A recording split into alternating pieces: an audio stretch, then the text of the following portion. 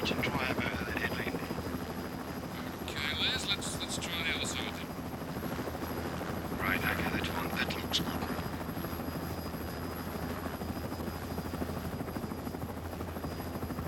I think that area looks like a possible use that right there. What do you mean, that bunch of rocks there? Yeah, that's the spot. See that rock? That flat rock there, just on the lower left-hand side. Right, let's do it. Got it? Out you go.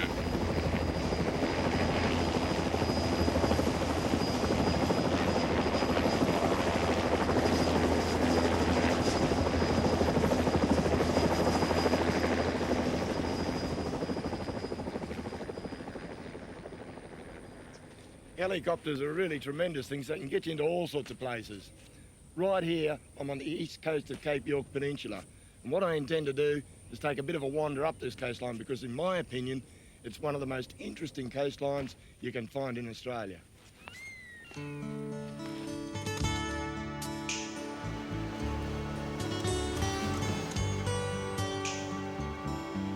Cape York Peninsula is still a pretty isolated region with some large areas of undisturbed country. The east coast in particular is no place for a vehicle, so I'm about to head north on foot, following the coastline as much as I can. When I get to the Jardine River, I'm going to veer off to the west, and that'll take me right over to the Gulf Coast of the peninsula.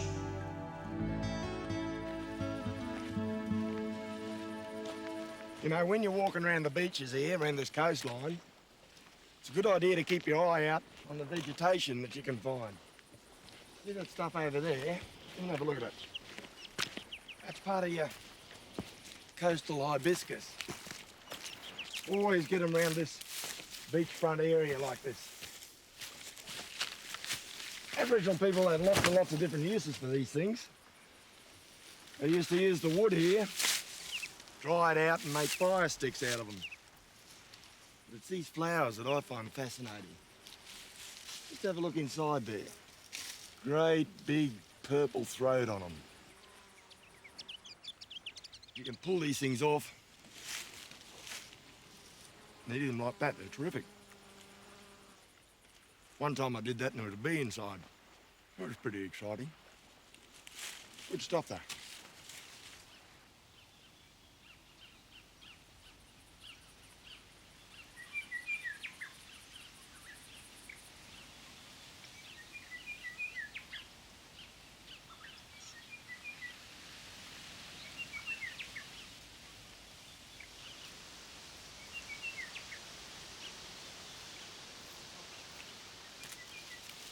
I guess anyone could be forgiven for thinking that these things here were eucalypt trees, but they're not. They're a thing called syzygium, and there's several different species, but around this area here, just a few hundred square yards, there's about 40 or 50 of these things. One of the reasons that's put up as to why there's such a concentration of them just here is the fact that Aboriginal people used to come here year after year to eat the fruit. You can see here that the flowers are just about gone and the fruit's just starting to pop out. They're pretty good fruit. They're called lady apple or bush apple or native apple, and that's why the Aboriginal people came to eat them, because they were good. Having scattered the seeds around the place, they regenerated, and that's why you got such a concentration of them around this area. I don't know, I guess in a couple of weeks, maybe 2 or 3, there'll be fruit everywhere on this thing.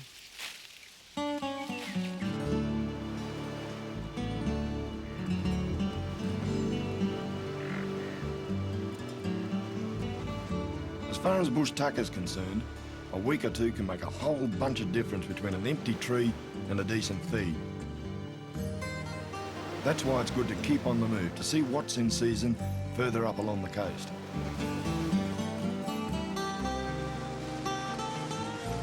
There aren't many roads around the top end of Cape York, so I've left the motor car up the way a bit. Anyway, if you can take the time to walk around the country, you can find all sorts of things.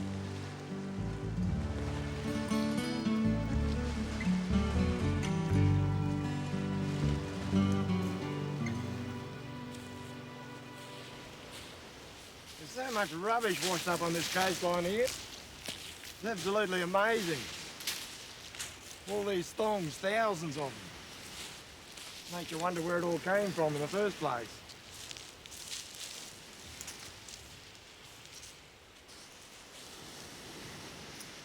Obviously there was a thong factory here once upon a time.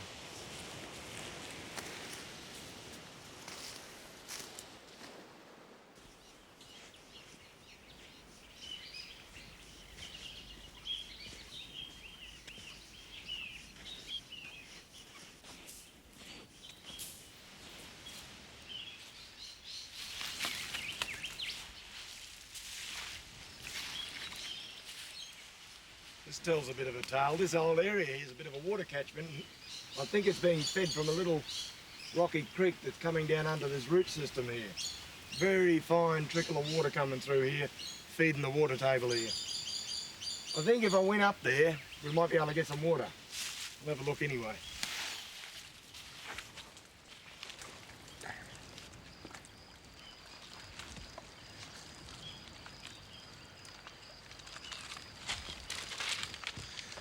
It's got a tiny little trickle of water. Follow it up here a bit further.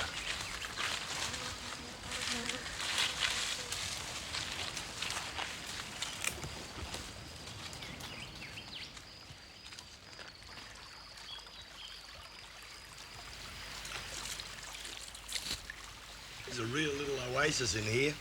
You quite often get these sort of little rock pools along this east coast here of Cape York, but over the other side, totally different story. Pretty dry over there.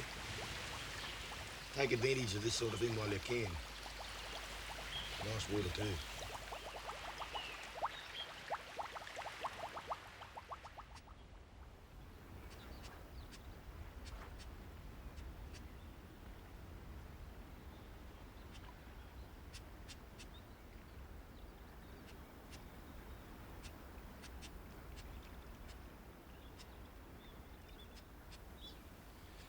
Terrific time of the morning this. On the east coast, coral sea out there, sun coming up. Really great. At the moment the tide's right out. It's on the turn, going to come back in again, but while it is out, what I intend to do is walk over there, cut a few miles off the walk. Should be worthwhile.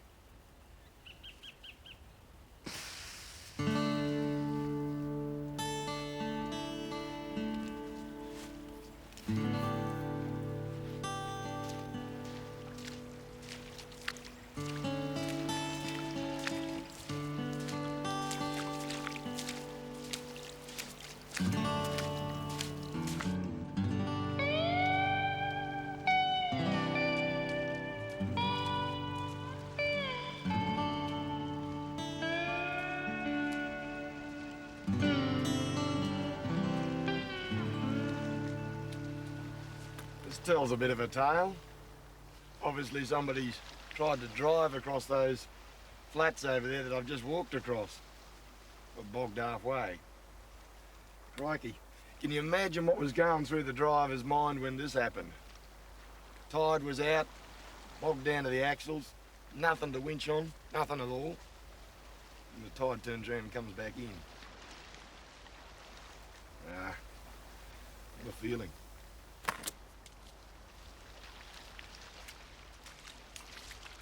Mind you, you get a decent feed off the thing.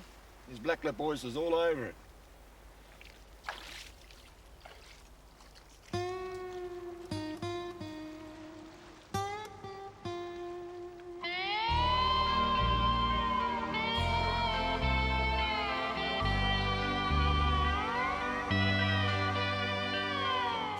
One of the things you can see at work everywhere on this coastline is the wind. Here at Shelburne Bay, these dunes of pure white sand have been piled up by the southeasterlies. Some of them are over 100 metres high and they're still being pushed forward at a pretty fair rate, way back into the bush.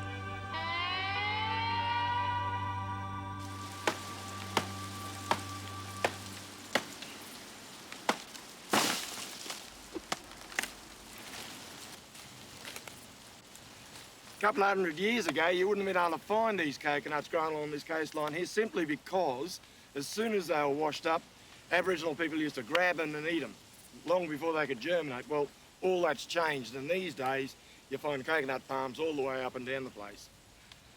I guess there's something different, though, when you're looking at something that's been introduced into Australia naturally, the way these things have, and something that's been introduced by man. And there's an example over here of exactly what I'm talking about.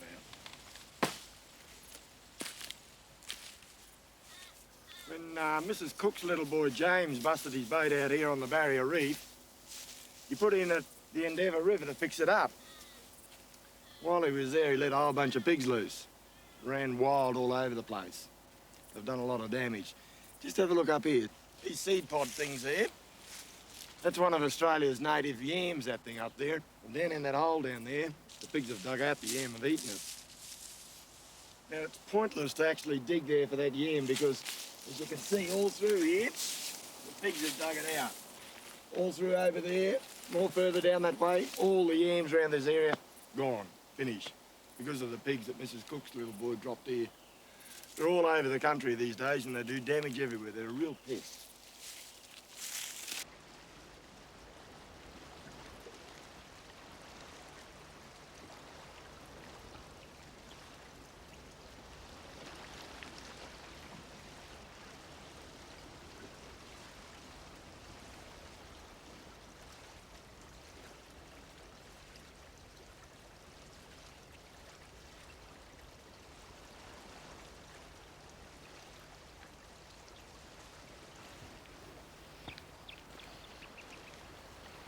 That's another one of those lady apple trees. It's finished all the flowering and I can just see a couple of fruit coming on there. A little bit young at this stage.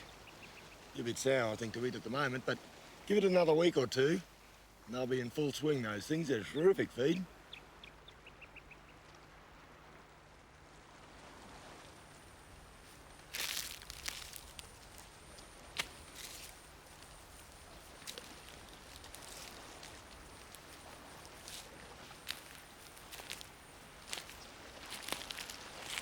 It's not a bush tucker. It's not even a bush medicine. In fact, it's the remains of what you might call a bush toy. Let's see if I can find the real thing for you later on. Show you what it's about. Fascinating things.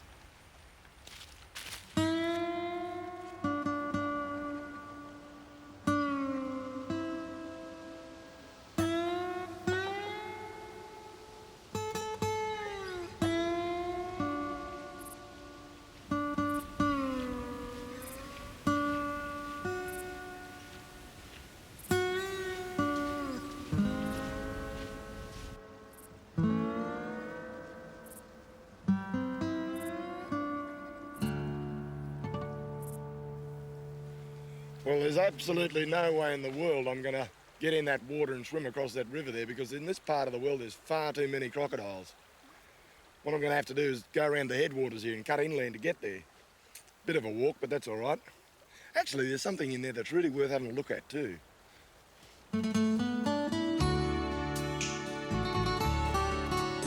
You find it's the mangroves that dominate these rivers, and in turn they attract all sorts of marine life.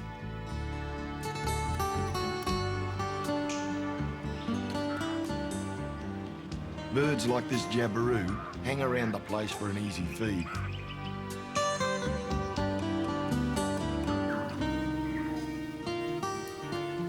What I'm after in particular is a mangrove that's a bit out of the ordinary. That's what I've been looking for.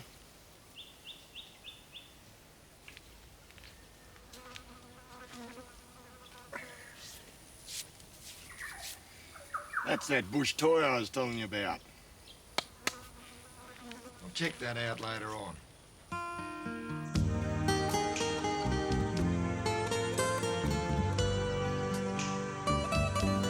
There's some magnificent bits of rainforest around this coast. And looking at it, it wouldn't be hard to kid yourself that you're in New Guinea. Only problem is, it can be pretty tricky country to navigate in.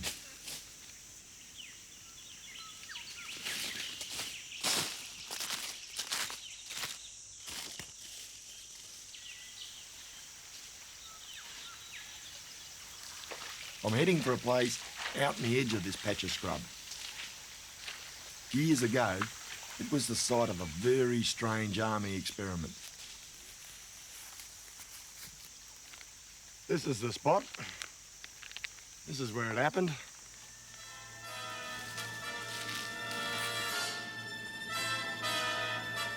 What the army wanted to do was look at the effect of an atomic explosion in the rainforest. Fortunately, they decided to use ordinary explosives instead of the real thing. They built a great big tower, loaded it up with TNT, and pushed the button. 10, 9, 8, 7, 6, 5, 4, 3, 2, 1, 0.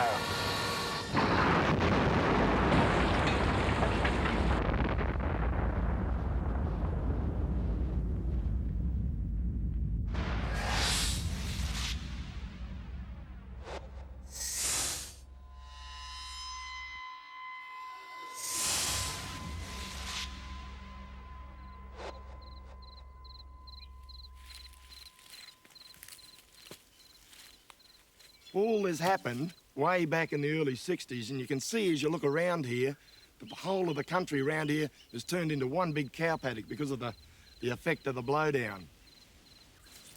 Well, I guess this is what you'd call environmental impact.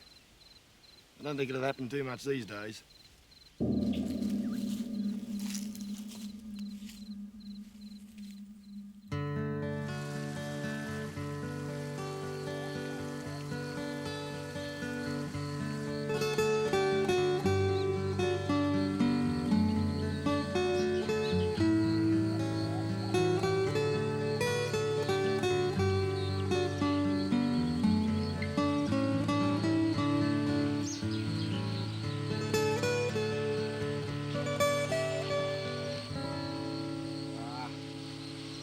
Starting to fall to bits.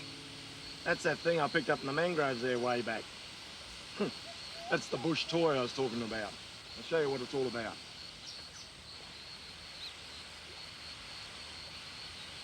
These things here, some people call them Cannonball Mangrove, and the reason for that's pretty obvious. They look a bit like a cannonball, but myself, I prefer the other name, puzzle fruit. And it gets that name because of all these segments inside here. Be very careful there. People up in the Torres Strait, well, they get these things and give them to their kids to put back together, just like a jigsaw puzzle. Just get it out very, very carefully here. There they are, all those segments. And it was one of those segments that I picked up on the beach. I don't know, I'll just let it loose down here. Of course, the trick is, once you've broken it open, to put it back together. It'll probably take me a month of Sundays to do it.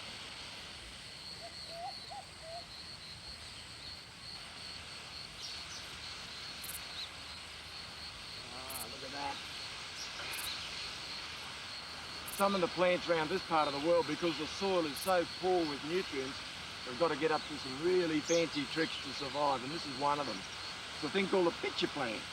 And it's got that name because it looks a bit like a water pitcher, sideways there. That is the extension of the leaf. And it only grows that pitcher when it's really, really hard up. Because what happens is that the ants crawl down because there's a very sweet smelling liquid right down here. And once they're down the bottom, the plants digest the ants. Sounds like I gotta go.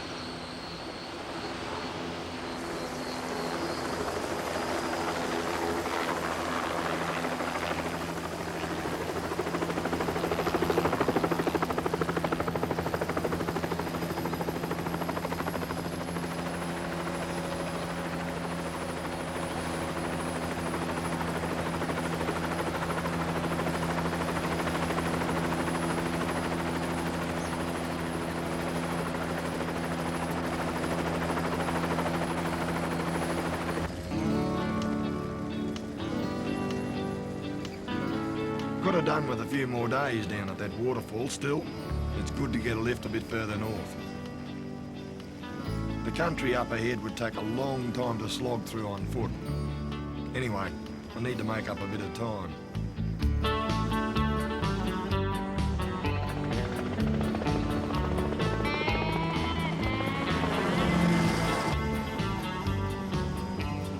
I'm going to be dropped at the Jardine River.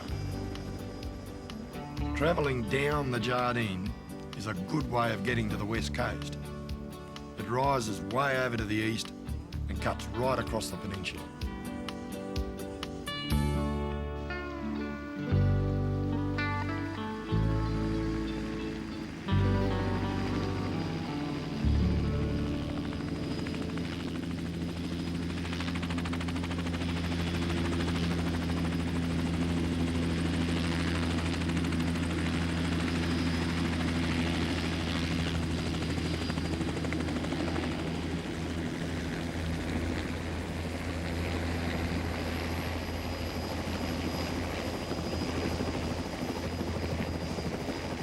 Well, that's the last of the helicopter lifts. I've been lucky enough to get a couple of them over the last few weeks. He's off on another job though. I've got to find myself some other way of getting around the place.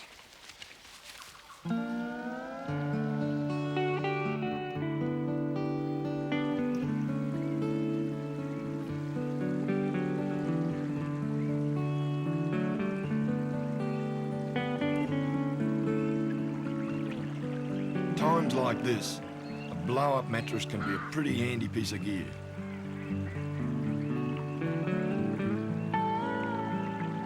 Luckily, there aren't any crocodiles this far up the Jardine.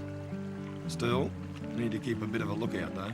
I've left something in the bush that I definitely need to track down.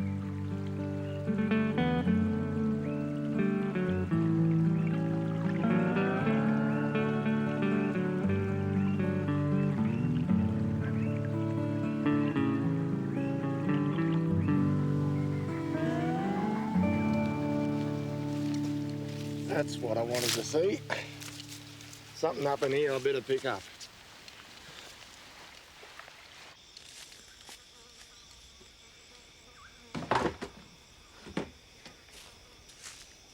Gee, is this a sight for sore eyes?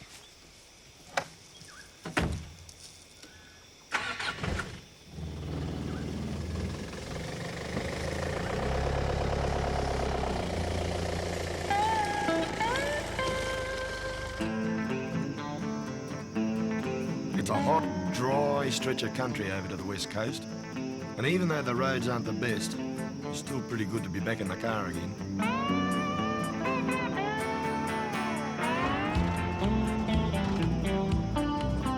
It would have been tempting to stay a bit longer at the river, but there's still a couple of things I'm after. I haven't sorted out that puzzle fruit yet either.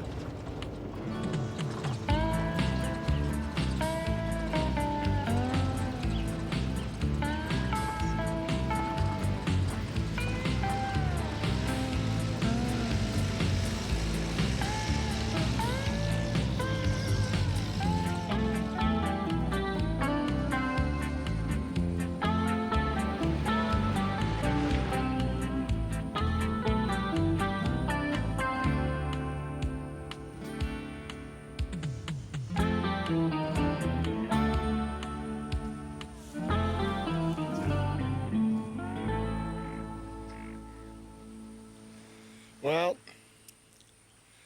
this is the western side of Cape York Peninsula. This is the Gulf of Carpentaria out here, and this beach here is so typical of what you find around this part of the world.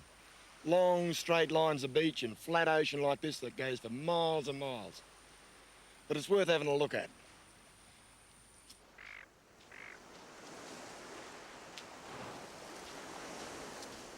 Up the top of Cape York here, it's just a short hop to the Torres Strait Islands and then New Guinea. Aboriginal people living around this coastline would have had quite a bit to do with the people to the north. And along the beaches, even today, you can often find reminders of that contact. See this log here? This one here. These things are scattered up and down this coastline for miles and miles, and you'll notice that at the ends of the log it's been cut off by a chainsaw. Well, it didn't get here by accident. Well, I suppose it did, but originally it started off as a bit of timber up in New Guinea, because up there they cut that timber and let it float downstream. The logs float downstream where they're caught and then milled. Well, they don't always catch them, so that, particularly during the wet season, they end up here in the Gulf and get washed ashore here. You find these things all over the place. Have a look at this.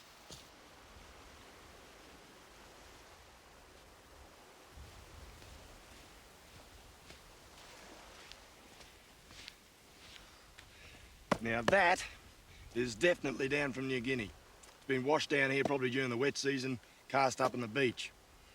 You know, years ago, around this Carpentaria coastline here, there was a legend about this bloke who had this dugout canoe a bit like this, and he'd paddle down from over the horizon to the north there, and he'd raid all the camps around the place. He'd get all the young women, put them in his canoe, and then disappear north back over the horizon. Well, they were never seen again. And his name was the Shivery Man.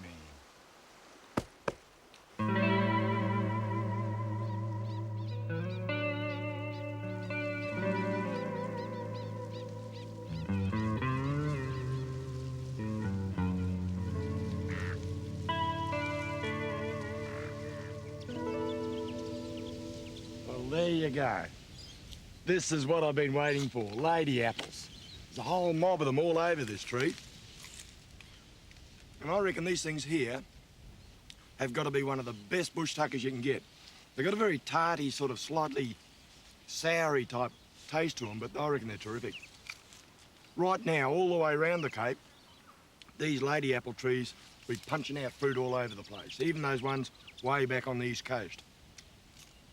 Might take a whole bunch back to camp, I think.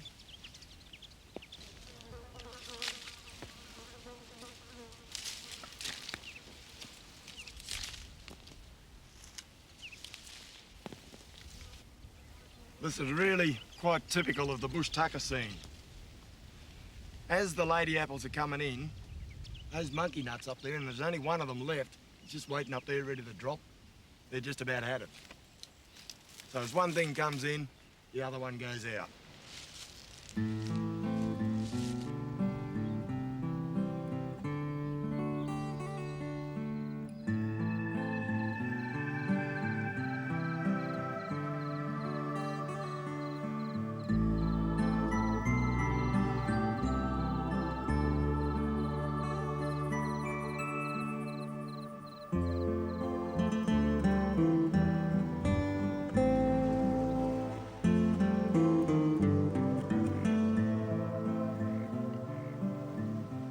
I've had a few goes at trying to solve this puzzle, Fred.